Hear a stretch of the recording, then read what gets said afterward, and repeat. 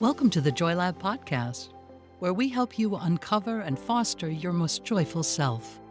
Your hosts, Dr. Henry Emmons and Dr. Amy Prasek, bring you the ideal mix of soulful and scientifically sound tools to spark your joy, even when it feels dark.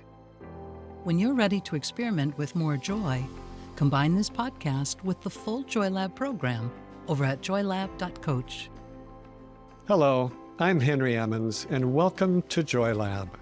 And I'm Amy Prasek, and we're here to help you uncover more of your joy, right? That's the point of this podcast. I just want to put that out right away, because maybe we're going to be talking about some interesting stuff as well. But it is also 2025, the first episode. Henry and I are together to wish you this happy new year. And we've had some big updates in several of our past episodes. This is a really exciting new year for us all together here at the podcast and the program. I guess maybe the first important piece of news, if you've missed it, the Joy Lab program is now open. So head over to joylab.coach to join us. Thanks, Amy. Yeah. So I would like to remind our listeners of a key foundation of Joy Lab. If you want more joy in your life, you don't want to leave it to chance. It might be there one moment and then gone the next. What we're trying to build is something much more enduring, something that doesn't depend on what happens on the outside, because it's very unreliable. So we see joy as a skill, something that can be developed and practiced and made solid over time. And also something to be done in community. It is an internal practice, that's true, but let's learn from all of the wisdom traditions and from all of the findings in science that real, lasting growth and change happens best when we are connected, not when we're in isolation. So we designed the Joy Lab program to offer these things. Every week, there's a new practice to help deepen the element of joy for that month. We're constantly working behind the scenes to help create a vibrant, supportive online community to help you stay on that path to a more joyful life. And we even design our weekly podcasts to help strengthen the deeper work of the program. So if you like the podcast, we think you will love the program. Please check it out. Yeah. God, sign me up. That was awesome. Thanks, I Henry. thought you already were signed up. Sign me up again. So, yeah, in this month of January, here at the podcast and the program, we focus on our element of inspiration. And we wanted to dig a bit into what's called the happiness paradox at the start of this new year, because I think it's really helpful information as we come into a season of inspiration, perhaps resolutions. This conversation can help us put our goals and focus in the most beneficial place. So the happiness paradox, let me explain it. It's this really interesting phenomenon where if you value happiness to a high degree, so you see it as extremely important and something that needs to be actively pursued at all times, then as your desire or value for it continues to surge at those high levels, the worse your outcomes are for emotions in the short term, and then also for long-term health outcomes like well-being and life satisfaction. What? I know. Paradox. So I think it can tell us that much of the pressures around happiness or manifesting happiness are surprisingly unhelpful, like in their extreme, right? We're told happiness is all that matters, the pursuit of happiness. How could that pursuit be bad for us? But when we sit with it a bit more, I think it really starts to make sense. I'll give a few reasons. When we strive for happiness, it can position happiness as external and future focused, so that it's something that exists out there. It doesn't exist right now in our own sort of environment. And that once we snag it, we have to hold on to it so tightly. It creates a kind of rigidity for happiness. And with that rigidity, with a hyper focus on happiness, it also means that how you may actually be feeling, maybe sad, grief-stricken, frustrated, that those things are not okay. I think that's the kicker. So we have this overvaluing of happiness. And then in that overvaluing, it really demands that we stuff down or ignore other emotions that we don't feel are as good or as valuable. And if we feel those things, we can perceive it as a failure. And I think as we talk about it here, right, those negative emotions are part of our wiring as well. They have value in moderation. And if we see them as failures, we are just setting ourselves up for failure. So, Henry, I want to hear more of your thoughts on this paradox and maybe how you see it showing up. Well, it makes a lot more sense now after the last part of your explanation. Yeah. So while I was listening to you, though, I couldn't help but notice another paradox. Oh, boy. And I wonder if anybody else caught it. So we just pitched the Joy Lab program, right? Because we value joy at a high degree as something important enough to be actively pursued. Yeah. And then you shared with us the research that seems to say that's a bad idea. We do this a lot, don't we? That's why curiosity is one of our elements of joy. What? Right. Because, if we value it too much, then you're going to have a worse outcome. So how to make sense of that? Right. Well, I have a couple of thoughts, and I'd love to hear yours too. Yeah. So I'm really glad we're talking about this, though, because like you, I think it's just really important information. The first thought that comes to mind is that whenever something is pursued with a quality of grasping, it can make you feel worse. So we see this all the time with material things like money or items.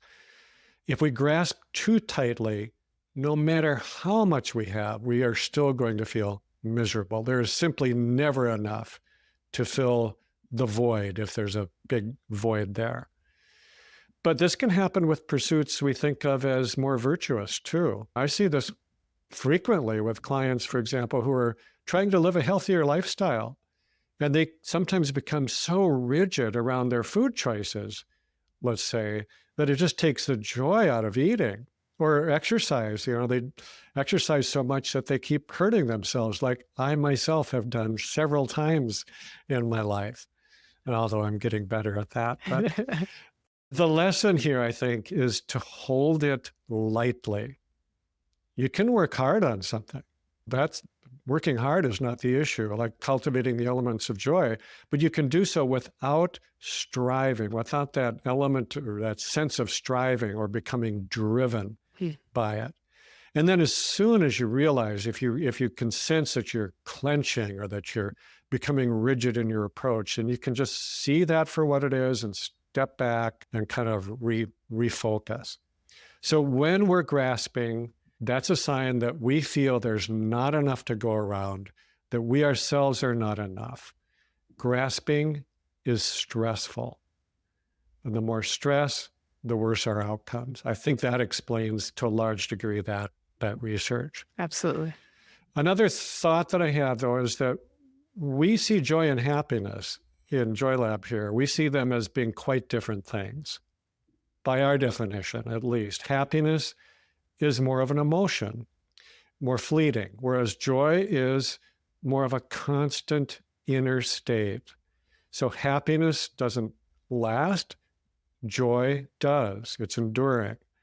Happiness depends more on circumstances, being good, being favorable, and also on us doing the right things, what we think are the right things to make those happen. And I think that's one reason for this happiness paradox you described, is this idea that if we just do everything right, we should be happy. I hear this a lot. And our belief is that we can have joy no matter what is happening around us. Joy can exist side by side, simultaneously, with grief, with loss, with illness. They're not mutually exclusive. So there's a steadiness to joy, a reliability that just holds us up even when it feels like things are falling apart. And it does not come from striving. It comes more from allowing, not from grasping, but from letting go. And these are sometimes hard concepts to really, really understand. But I like the way you put it in the introduction. We're here to help you uncover joy because it's already there. And to me, that's the real paradox.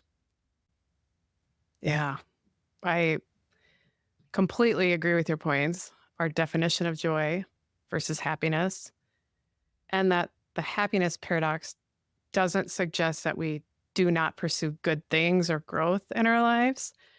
I think it reminds us that there is work to do when it comes to growth. And at the same time, like you said, we can't hold it too rigidly. Even hold rigid the path we think to get there and then what it's going to look like on the other side. Again, that's a big reason why we focus on our 12 elements of joy as well. We're not trying to create a robotic state of abstract happiness. Eternal Sunshine of the Spotless Mind is coming to me, that movie. That's not helpful, as the movie portrays and as the happiness paradox notes. Instead, these elements of joy help us give attention and practice to these really tangible, positive emotions and inner states that we can build more of. That feels good. And it's not in an effort, like you said, to ignore or reject any other emotion that rises up, like sadness or grief, but as a really grounded strategy to nourish and train our systems to open up and to take in the good as well. And then to also help us navigate those more, quote, negative states that are just as much part of this life and that offer value as well. So I think I want to share a recent experience that helped me really tap into this feeling of joy amidst pain and this desire to pursue growth. I hope it's helpful because I think this paradox can get confusing as well. So I kind of touched it, this paradox, and I want to share it. So my sister and I, along with our kiddos, went to California recently to visit my 95-year-old grandma, my daughter's great grandma. And now I'll give a little bit more background, actually. So the day before that, I was telling my mom about this trip, and she has Alzheimer's, so I knew she wouldn't really be able to grasp the trip. But as I told her that we were going out to see grandma, my dad's mom, your husband's mom, I told her, she just stared blankly at me. And then she asked, "Who's your dad?" And I just felt, like a punch in the stomach when she said that. But I thought, I have too much to do right now. I can't feel sad. I need to get ready for this trip. So I just kind of stuffed it down. And so we catch a flight the next day to see my grandma, my dad's mom. And she was also diagnosed with Alzheimer's. Not a real surprise at 95. But nonetheless, the last day that we were there, she was commenting on how she did not enjoy the people who came to visit her a few days ago, which was us. And I was sitting there like, oh God, do I tell her? No, that's not helpful. But I'm like offended, kind of. And so, and I also wanted to tell her we were there. We were like, she was wanting us to be there more, but then she didn't like who was there. So I just was, anyway. But she knew on this last day that we were visiting that it was us and it was a great visit. And, we're saying our goodbyes. We turn to leave and she yells out to us, "Tell your mom and dad hi." And again, it was a punch in the stomach for me. I hadn't heard that in 25 years. My dad had died 25 years ago. Her son had died 25 years ago. And nobody really tells me to say hi to my mom anymore because she doesn't really know. So I'm sitting on the plane heading home, kind of crying in the window seat, just kind of replaying all of this and feeling really sad. And so if I was caught in the happiness paradox, I'd dismiss that pain, that sadness, right? Kind of like I had done the day before. which was okay. I needed to pack. I needed to get my stuff together. But if I continue to stuff it in the corner, trying to be happy, those corners get full. And that's a problem. I have filled those corners before, and you can make a hoarder's house pretty quickly, full of stuffed down sadness and anger. So I knew that wasn't what I needed to do. And I think here's my point. I knew that I could handle it. And so often, I think that's how joy shows up. It's like, it's not a permanent state of happiness. It's not a perma party.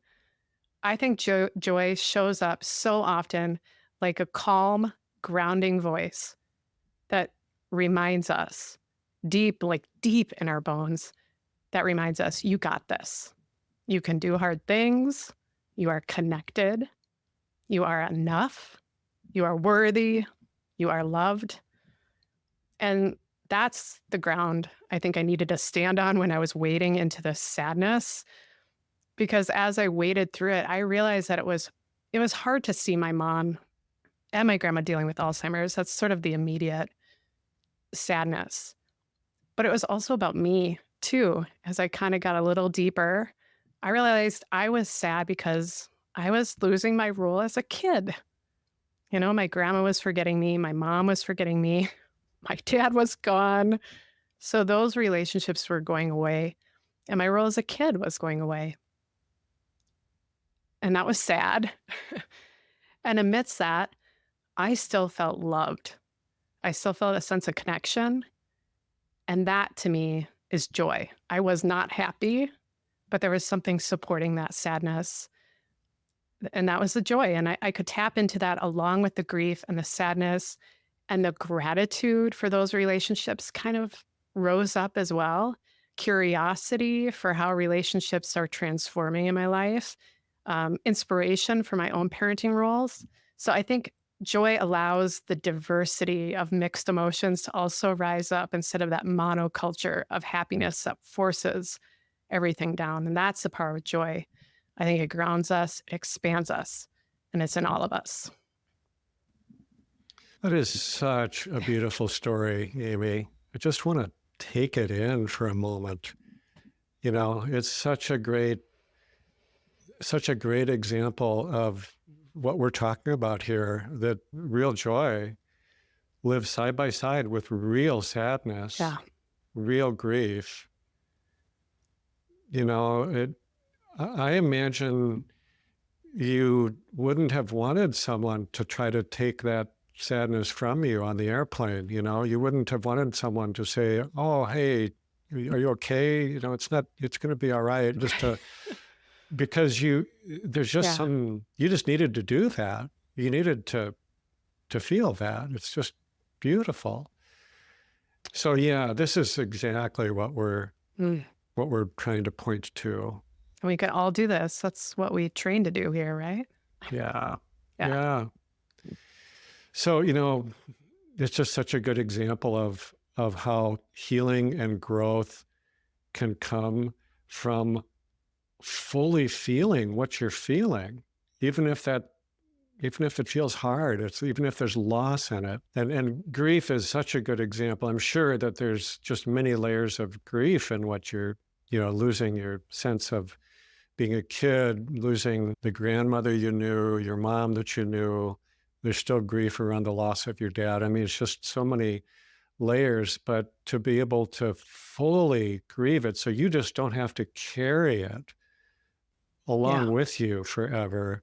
That's just such a beautiful thing. And I think that's what we're meant to do with these kind of what we call negative emotions, these hard, heavy emotions that we don't want to push them out of our life. We don't need to manufacture them because there's plenty of opportunities for them to come up, but we don't need to push them away either. And also there's a time, there's such a good reminder, there's a time for having those deeply felt experiences alone, on your own. And there's also an aspect of doing this together, not in isolation, but I mean, you shared this experience with your sister, with your daughter, with your your sister's child, and you're sharing it with us, which I'm very grateful for. This reminds me of the concept of the thin spaces that the Celtic mythology or spirituality talks about, that I think it's just something we need to remind ourselves of. And what the thin space means to me is a time in life when there's an opening, and it can come from all kinds of things, but most definitely it can come through this experience that you just described. I mean, just listening to you, I could sense that there was a deep opening in that. I mean, I feel it myself. And it's as if the veil is lifted momentarily between our usual day-to-day selves and having a deeper experience of the sacred. Because to me, that's where joy resides. It's in the great vastness. And I think an encounter with loss, fear, or great sadness can really open us up to it. So thank you. Well, thanks for listening, everyone, even if you just didn't have a choice. But I think, you're right, Henry. There's something beautiful in many ways about those deeply felt emotions when we have that foundation to also explore them and navigate them and make our way through them, not get stuck in them. And I hope that maybe there's some inspiration for you in this conversation to explore exactly what it is that you are experiencing, and to do it with the knowledge and trust that you are supported, you are connected, you are loved, and you can tap into that joy. We all have that within us. And I'm really grateful that we can gather together here at the podcast and the program to uncover it. So I want to close with some wisdom from Joseph Campbell, maybe sort of summing up what we do here through the podcast and program. Here's what he said. Find a place inside where there's joy, and the joy will burn away the pain. Thank you for listening to the Joy Lab podcast. If you enjoyed today's show, visit joylab.coach to learn more about the full Joy Lab program. Be sure to rate and review us wherever you listen to your favorite podcasts. Please remember that this content is for informational and educational purposes only. It is not intended to provide medical advice and is not a replacement for advice and treatment from a medical professional. Please consult your doctor or other qualified health professional before beginning any diet change, supplement, or lifestyle program. Please see our terms for more information.